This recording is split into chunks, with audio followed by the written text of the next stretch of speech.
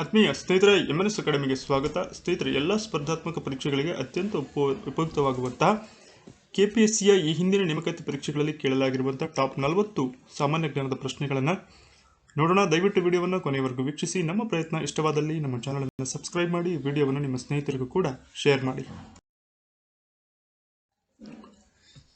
ಈ ಕೆಳಗಿನ ವಿವರಣೆಗಳನ್ನು ಪರಿಗಣಿಸಿ. COP 27 UN ಹವಾಮಾನ ಬದಲಾವಣೆ ಸಮ್ಮೇಳನವು ಇತ್ತೀಚೆಗೆ ಶಾರ್ಮ್ ಎಲ್ ಶೈಖ್ನಲ್ಲಿ ಜರುಗಿತು. ಹಿಂದಿನ COP 26 UN ಹವಾಮಾನ ಬದಲಾವಣೆ ಸಮ್ಮೇಳನವು ಗ್ಲಾಸ್ಗೋವ್ನಲ್ಲಿ ಜರುಗಿತು. COPಯ ವಿಸ್ತೃತ ರೂಪ ಪಕ್ಷಗಳ ಸಮ್ಮೇಳನ ಅಥವಾ ಕಾನ್ಫರೆನ್ಸ್ ಆಫ್ ಪಾರ್ಟೀಸ್ ಅಂತ ಕರಿತೀವಿ. ಹಾಗೆಯೇ COPಯ ವಿಸ್ತೃತ ರೂಪ ಪ್ಯಾರಿಸ್ ಒಪ್ಪಂದದ ಸಮ್ಮೇಳನ, ಕಾನ್ಫರೆನ್ಸ್ ಆಫ್ ಪ್ಯಾರಿಸ್ ಅಗ್ರಿಮೆಂಟ್. ಈ ಮೇಲೆ ನಡೆದಂಥ ಹೇಳಿಕೆಗಳಲ್ಲಿ ಯಾವುದು ಸರಿಯಾಗಿದೆ ಅಂತ ಕೇಳಿದರೆ A, B, C 3 ಸ್ಟೇಟ್ಮೆಂಟ್ಗಳು ಕರೆಕ್ಟ್. ರಾಷ್ಟ್ರೀಯ ನಿಶ್ಚಿತ ನೆರವಿಗೆ ಸಂಬಂಧಿಸಿದಂತೆ ಕೆಳಗಿನ ವಿವರಣೆಗಳನ್ನು ಪರಿಗಣಿಸಿ. NDCಗಳು ಪ್ಯಾರಿಸ್ ಒಪ್ಪಂದದ ಹೃದಯ ಭಾಗವಾಗಿದೆ.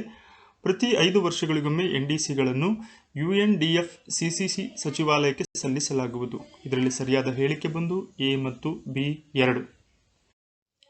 ಈ ಕೆಳಗಿನ G20 ಬಗೆಗಿನ ವಿವರಣೆಗಳು ಯಾವುದು ಸರಿ ಅಂತ ಕೇಳಿದರೆ, ಭಾರತವು 17ನೇ G20 ಆತಿಥ್ಯವನ್ನು ರಾಜ್ಯದ ಮುಖ್ಯಸ್ಥರಿಗೆ ಮತ್ತು ರಾಜ್ಯ ಶೃಂಗಕ್ಕೆ ನೀಡುತ್ತದೆ. ಜೊತೆಯಾಗಿ G ಸದಸ್ಯ ರಾಷ್ಟ್ರಗಳು ವಿಶ್ವದ GDPಯ 80%ಕ್ಕಿಂತ ಹೆಚ್ಚು ಪ್ರತಿನಿಧಿಸುತ್ತಾರೆ.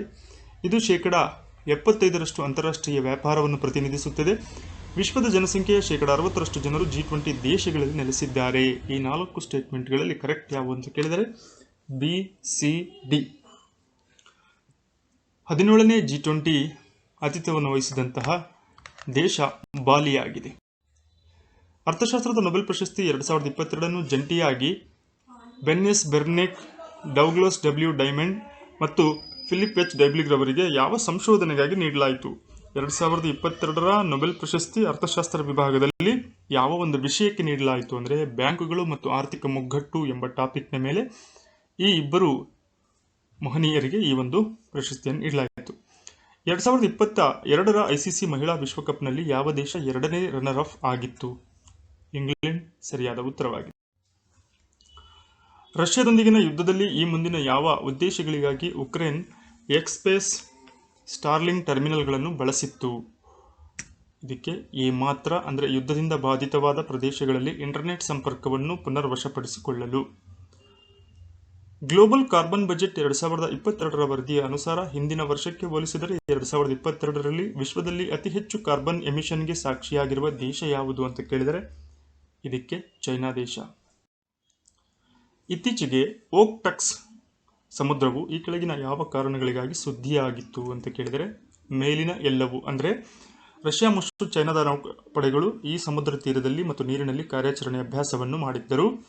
ಭಾರತ ಮತ್ತು ಜಪಾನಿನ ನೌಕಾಪಡೆಗಳು ಈ ಸಮುದ್ರ ತೀರದಲ್ಲಿ ಮತ್ತು ನೀರಿನಲ್ಲಿ ಕಾರ್ಯಾಚರಣೆಗೆ ಅಭ್ಯಾಸ ಮಾಡಿದ್ದವು. ಸಮುದ್ರದಲ್ಲಿ ಕ್ವಾಡ್ ಸದಸ್ಯರ ನೌಕಾಭ್ಯಾಸವಿರುತ್ತದೆ. ಹೈದರಾಬಾದ್ನಲ್ಲಿ ಇತ್ತೀಚೆಗೆ ನಡೆದ 2ನೇ United nation world geospatial information ಕಾಂಗ್ರೆಸ್ನ ನಿಖರ ಉದ್ದೇಶ ಏನು? ಜಾಗತಿಕ ಗ್ರಾಮದ ಭೂಸಮರ್ಥಗೊಳಿಸುವಿಕೆ, ಯಾರೊಬ್ಬರೂ ಹಿಂದುಳಿಯಬಾರದು ಎಂಬುದು ಇದರ ಒಂದು ನಿಖರ ಉದ್ದೇಶವಾಗಿತ್ತು. ಇತ್ತೀಚೆಗೆ ಸುದ್ದಿಯಾಗಿದ್ದ ಟಿಮಾರ್ ಲೆಸ್ಟಿ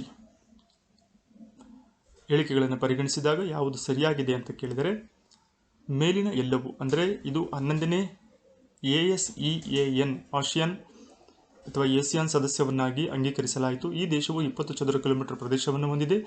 ದಿಲ್ಲಿ ಈ ದೇಶದ ರಾಜಧಾನಿಯಾಗಿದೆ. ಅಮೆರಿಕನ್ ಡಾಲರ್ ಈ ದೇಶದ ಕರೆನ್ಸಿಯಾಗಿದೆ.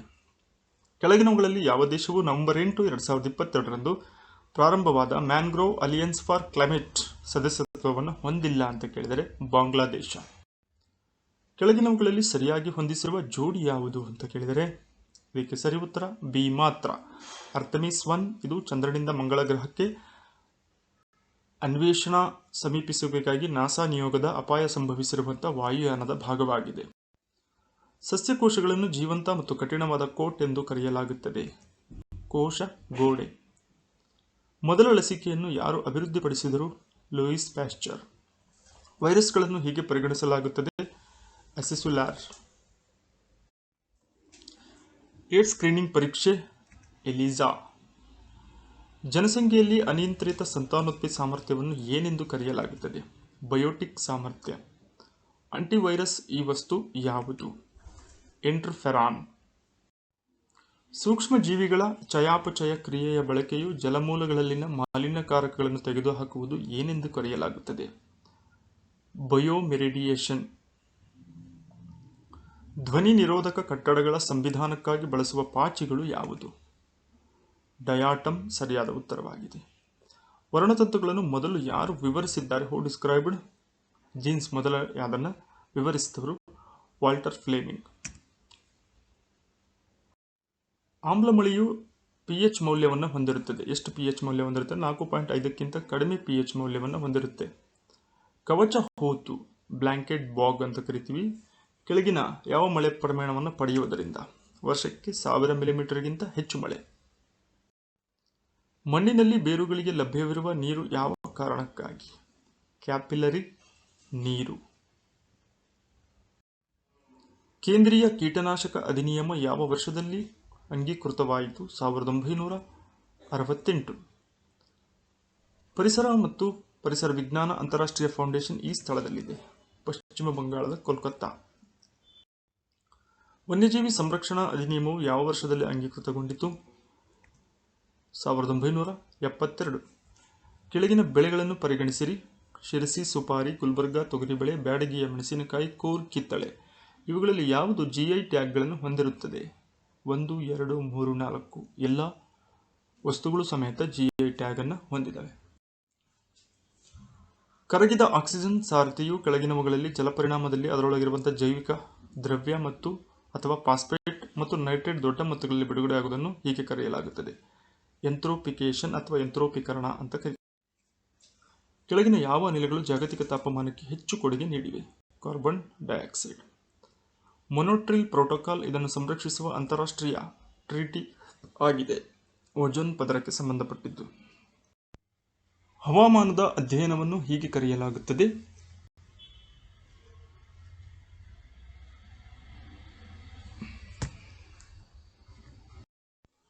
IUCNನಿಂದ ನಿರ್ವಹಿಸಲಾದಂತಹ ವಿಲೋಪದ ಅಪಾಯದೊಂದಿಗೆ ದಾಖಲೆಗಳು ಅಥವಾ ಪ್ರಭೇದಗಳ ದತ್ತಾಂಶವನ್ನು ಸಂಗ್ರಹಿಸುವುದಕ್ಕಾಗಿ ಹೀಗೆ ಕರೆಯಲಾಗುತ್ತದೆ? Red data book. ಅಪಾಯದ ಅಂಚಿನಲ್ಲಿರುವಂತಹ ಪ್ರಭೇದಗಳ ಕುರಿತು ಸಂಗ್ರಹಿಸುವಂಥ ದಾಖಲೆ. ಜೀವ ವೈವಿಧ್ಯತೆಯ ನಷ್ಟದ ಪ್ರಮುಖ ಪ್ರವೃತ್ತಿಗಳು ಏನು? 1, 2, 3, 4. ಅದು ಆವಾಸ ಬದಲಾವಣೆ ಇರ್ಬೋದು, ಅತಿಯಾದ ಶೋಷಣೆ ಇರ್ಬೋದು, ಮಾಲಿನ್ಯ ಇರ್ಬೋದು, ಇನ್ವ್ಯಾಸಿವ್ ಅಲಿಯನ್ ಪ್ರಭೇದಗಳು ಅಥವಾ ವಾಯುಗುಣ ಬದಲಾವಣೆಯು ಸಮೇತ ಇದಕ್ಕೆ ಪ್ರಮುಖ ಕಾರಣ. ಯಾವ ಹೇಳಿಕೆಗಳು ಸ್ಪಾಟ್ ಬಿಲ್ಡ್ ಪೆಲಿಕಾನ್ ಅಥವಾ ಪೆಲಿಕಾನಸ್ ಫಿಲಿಪೈನ್ಸ್ ಜಾಗತಿಕವಾಗಿ ಪರಿಗಣಿಸುವ ಪಕ್ಷಿ ಪ್ರಭೇದಕ್ಕೆ ಸಂಬಂಧಿಸಿದ ಸರಿಯಾಗಿದೆ? 1, 2, 3, 4. ಕರ್ನಾಟಕವು ಭಾರತದಲ್ಲಿರುವ ತಳಿ ಸ್ಥಳಗಳಲ್ಲಿ ಒಂದಾಗಿದೆ. ಕೊಕ್ಕರೆಬೆಳ್ಳೂರು ಭಾರತದಲ್ಲಿರುವ ಒಂದೇ ತಳಿ ಅಭಿವೃದ್ಧಿ ಸ್ಥಳವಾಗಿದೆ. ಶಿವಮೊಗ್ಗವೂ ಸಹ ತಳಿ ಅಭಿವೃದ್ಧಿ ಸ್ಥಳವಾಗಿದೆ. ಪಕ್ಷಿಗಳ ಹಿಕ್ಕೆ ಬೀಳುವುದು ಜನರಿಗೆ ಅತ್ಯಂತ ನಷ್ಟವನ್ನು ಉಂಟುಮಾಡುತ್ತದೆ. ಜೀವ ವೈವಿಧ್ಯತೆಯ ಅಪಾಯ ಸ್ಥಳಗಳು ಹಾಟ್ಸ್ಪಾಟ್ಸ್. 1, 2, 3, 4. ಕೆಲವು ಪ್ರಭೇದಗಳಿರುವಲ್ಲಿ ಪ್ರದೇಶಗಳು ಮಾತ್ರ. ವಿರಳ ಮತ್ತು ಮೌಲ್ಯಯುತ ಜೀವ ವೈವಿಧ್ಯತೆಯನ್ನು ಅಧಿಕವಾಗಿ ಒಳಗೊಂಡಿರುವ ಪ್ರದೇಶಗಳು. ಪಶ್ಚಿಮ ಘಟ್ಟಗಳು ಮತ್ತು ಪೂರ್ವ ದಿಕ್ಕಿನಲ್ಲಿರುವಂತಹ ಹಿಮಾಲಯಗಳು ಭಾರತದಲ್ಲಿರುವಂತಹ ಅಪಾಯದ ಸ್ಥಳಗಳು. ಬಂಡೀಪುರ ಅಪಾಯದ ಸ್ಥಳವಾಗಿದೆ. ವಾಯುಗುಣ ಬದಲಾವಣೆಯು ಮಾನವರಿಗೆ ಅವಶ್ಯಕ ಮತ್ತು ಉಪಯೋಗ. ಜೈವಿಕ ಸ್ಮಾರಕ ಸ್ಥಳಕ್ಕೆ ಸಂಬಂಧಿಸಿದಂತೆ ಯಾವ ಒಂದು ಹೇಳಿಕೆ ಸರಿಯಾಗಿದೆ? ಇದಕ್ಕೆ ಸರಿ ಉತ್ತರ 1 ಮತ್ತು 2 ಮಾತ್ರ. ಕರ್ನಾಟಕ ದೇವನಹಳ್ಳಿಯಲ್ಲಿರುವಂತಹ ನಲ್ಲೂರು ತಮರಿನ್ ತೋಪು ಕರ್ನಾಟಕದಲ್ಲಿರುವ ಪಾರಂಪರಿಕ ಸ್ಥಳವಾಗಿದೆ. ಶಿವಮೊಗ್ಗದಲ್ಲಿರುವಂತಹ ಅಂಬರಗುಡ್ಡವೂ ಸಹ ಒಂದು ಪಾರಂಪರಿಕ ಸ್ಥಳವಾಗಿದೆ. ಸ್ನೇಹಿತರೆ, ಇದಾಗಿತ್ತು ಸಾಮಾನ್ಯ ಜ್ಞಾನಕ್ಕೆ ಸಂಬಂಧಪಟ್ಟ ಈ ಹಿಂದಿನ ನೇಮಕಾತಿ ಪರೀಕ್ಷೆಗಳಲ್ಲಿ ಕೇಳಲಾಗಿರುವಂತಹ ಬಹುಮುಖ ಪ್ರಶ್ನೆಗಳ ವಿಡಿಯೋ.